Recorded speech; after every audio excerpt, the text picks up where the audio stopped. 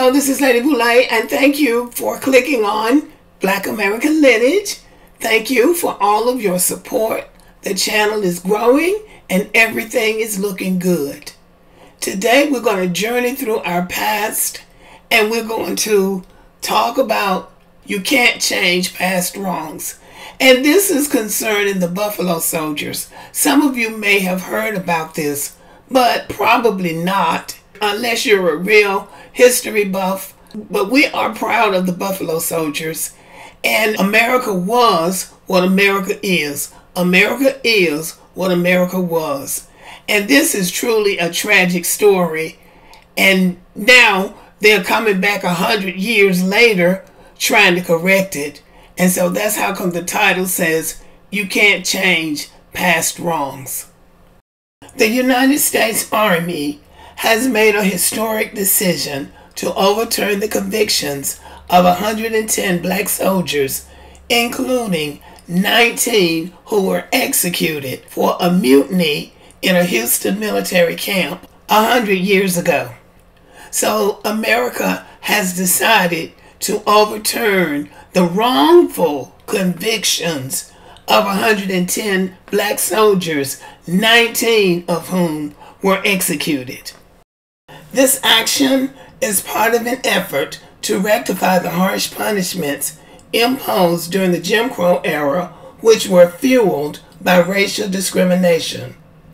The soldiers in question were members of the Buffalo Soldiers, a regiment sent to Houston in 1917 during World War I to guard a military training facility. Tensions flared between the regiment made up of black soldiers, Buffalo Soldiers, and white police officers and civilians, resulting in the tragic death of 19 Buffalo Soldiers. And does that surprise you? These Buffalo Soldiers, these members of the United States military, were sent to Houston to guard a training facility. And when you know it, the po-po, the police, the patrollers, and some vigilante citizens decided to attack them. This was called the Houston Race Riot of 1917, and is also known as the Camp Logan Mutiny. They call this a mutiny or a riot by 156 soldiers from the all-black 24th Infantry Regiment of the United States Army. It took place on August 23, 1917 in Houston, Texas. The incident occurred within a climate of overt hostility from members of the all-white Houston Police Department. Is anybody surprised? There was overt hostility from the Houston Police Department towards the black citizens living in Houston and the black soldiers stationed at Camp Logan, following an incident where police officers arrested and assaulted some black soldiers. Many of their comrades mutinied and marched to Houston, where they opened fire and killed 11 civilians and 5 policemen. 5 soldiers were also killed. In accordance with policies of the time, racist, 118 soldiers were tried in 3 court-martials. 110 were convicted. 19 were executed, and 63 were sentenced to life imprisonment. So this was just the same old police departments behaving hostilely and aggressively towards black citizens, more often than not unprovoked. They're just harassing you because they can. Those soldiers were protecting themselves and their fellow soldiers. And it took 100 years for the United States Army to realize that punishing them for protecting themselves was wrong. The Army Board of Correction of Military Records, at the Secretary of Army's request, undertook a thorough review of the cases. The board discovered significant deficiencies and deemed the proceedings fundamentally unfair. We could have told them that, and we weren't even there, and we didn't see the records. But we could have told them it wasn't fair. Consequently, all convictions were unanimously recommended to be set aside, and the soldiers' military service is now characterized as honorable. The Houston Police Department and the United States Army should apologize to black people during Black History Month, because the Buffalo Soldiers are not here, but we're here. And the black community, as well as those soldiers' families, have had to live with having their names and their records disgraced by the Houston Police Department and the United States Army. So I feel like they owe us an apology.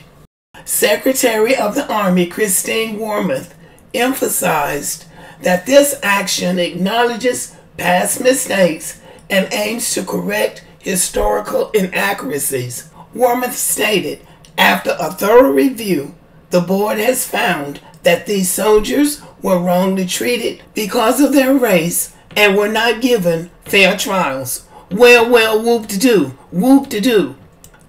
This was not a good enough apology. It needs to be a public apology.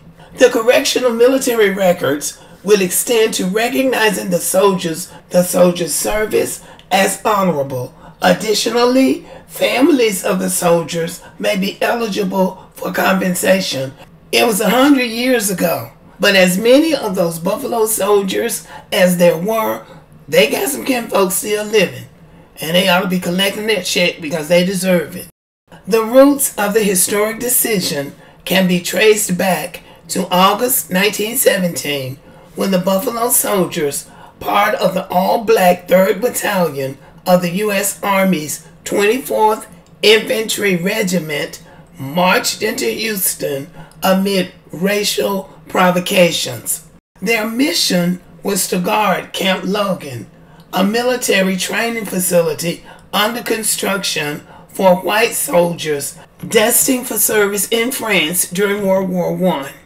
The prevailing Jim Crow laws in the city heightened tensions. No, the Jim Crow laws empowered the white people to do what they did. Historical accounts vary, with law enforcement characterizing the events as a deadly and premeditated assault by the soldiers on the white population. Well, that's pretty much a lie. Those white people provoked those soldiers, as has already been stated. However, historians and advocates argue that the soldiers were responding to what they perceived as a white mob approaching them. And that's what it was. In the aftermath, 110 out of 118 soldiers were found guilty in what became the largest murder trial in U.S. history.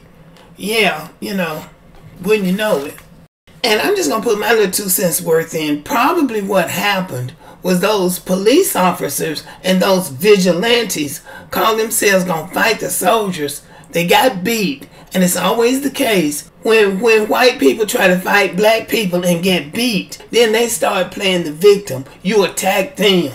Just like at the Montgomery Riverfront Brawl, they jumped on that black guy, and then everybody came and they ended up getting beat. Now all of a sudden, the man that they attacked in the first place has been arrested. We'll have to wait and see how that turns out. But they got beat. Now all of a sudden, they're trying to play the victim. Tragically, 19 soldiers were executed, with the first executions occurring secretly a day after sentencing. Now, why would they do it secretly? Because they knew they were wrong. These events prompted immediate regulatory changes, preventing future executions without review by the War Department and the President. So they carried them out in secret because they knew they were wrong. And if somebody who had a modicum of decency about them had reviewed it, they would have found out that what they were doing was wrong. And this verifies the fact that those soldiers won that battle, because they cannot take a loss where black people are concerned.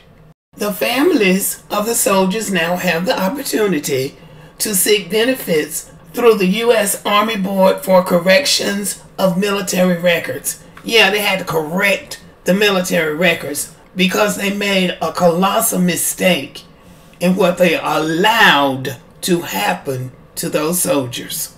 The decision by the U.S. Army to overturn these century-old convictions is a long-awaited acknowledgement of historical injustices. And that's just one. It's many, many more. As the records are corrected and the soldiers' service is recognized as honorable, this move marks a step towards rectifying the impact of past racial discrimination within the military justice system. Yes, it does.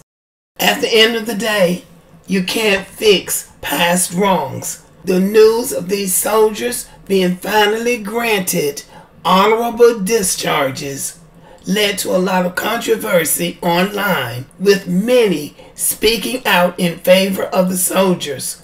But one posted, "No matter what the Army does now, they can never change the past wrongs." And that is correct. And what is always so shocking to me about America is that there are so many people in powerful positions who don't seem to know the difference between right and wrong. Okay, y'all, I hope you enjoyed this video. Thank you for listening, and leave a comment if you will. All right, y'all, have a great day.